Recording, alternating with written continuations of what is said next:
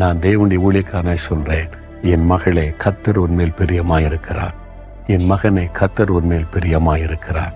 இதுதான் ஆண்டவர் உங்களுக்கு சொல்லுகிற ஒரு வார்த்தை. நான் ரொம்ப குறைவுள்ளவன், தகுதியற்றவன், என்ன கூட ஆண்டவர் நேசிக்க முடியுமா அப்படின்ற எண்ணம் உள்ளத்தில் உண்டாகலாம். ஆண்டவர் உன்னை நேசிக்கிறவர்.